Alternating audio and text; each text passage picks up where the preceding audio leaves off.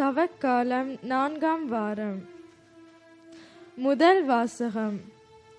வாக்களிக்கப்பட்ட நாடு வந்து சேர்ந்த இறைமக்கள் பாஸ்கா கொண்டாடினர். யோசுவா நூலில் இருந்து வாசகம். அந்நாட்களில் ஆண்டவர் யோசுவாவிடம், இன்று எகிப்தியரின் பழிச்சொல்லை உங்களிடம் இருந்து நீக்கிவிட்டேன் என்றார்.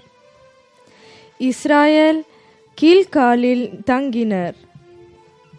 மாதத்தின் 14ஆம் நாள் மாலை எரிகோ சமவெளியில் பாஸ்கா கொண்டாடினர்.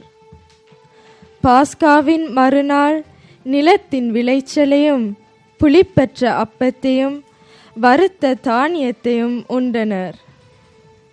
நிலத்தின் விளைச்சலை உண்ட மறுநாளில் இருந்து மன்னா நின்றது.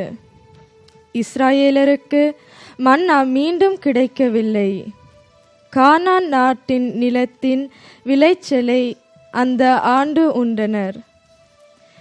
இது ஆண்டவர் வழங்கும் அருள்வாக்கு.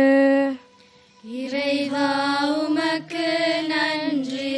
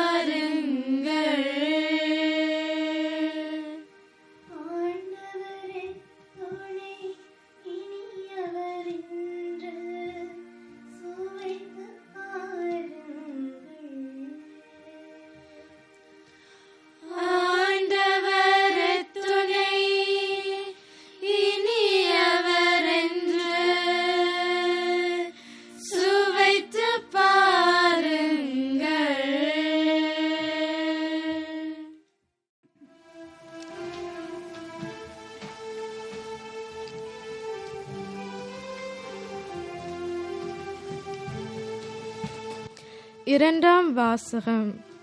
கிறிஸ்துவின் வாயிலாக கடவுள் நம்மை தம்மோடு ஒப்புரவாக்கினார். திருத்தூதர் பவுல் கொரிந்தியருக்கு எழுதிய 2ஆம் திருமுகத்தில் இருந்து வாசகம். சகோதர சகோதரிகளே, ஒருவர் கிறிஸ்துவோடு இணைந்திருக்கும் போது அவர் புதிதாக படைக்கப்பட்டவராய் இருக்கிறார். பழையன கழிந்து புதியன புகுந்தன அன்றோ? இவையாவும் கடவுளின் செயலே. அவரே கிறிஸ்துவின் வாயிலாக நம்மை தம்மோடு ஒப்புரவாக்கினார். ஒப்புரவாக்கும் திருப்பணியையும் நமக்கு தந்துள்ளார்.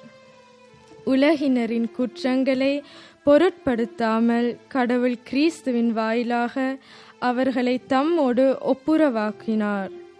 அந்த ஒப்புரவு செய்தியை எங்களிடம் ஒப்படைத்தார்.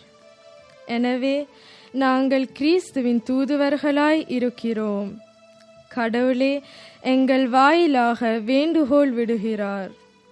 ஆகவே கடவுளோடு ஒப்புரவாகுங்கள் என்று கிறிஸ்துவின் சார்பில் நாங்கள் மன்றாடுகிறோம். நாம் கிறிஸ்து வழியாக தம்மை ஏற்புடையவருமாறு கடவுள் பாவம் அறியாத அவரை பாவநிலை ஏற்க செய்தார். இது ஆண்டவர் வழங்கும் அருள்வாக்கு.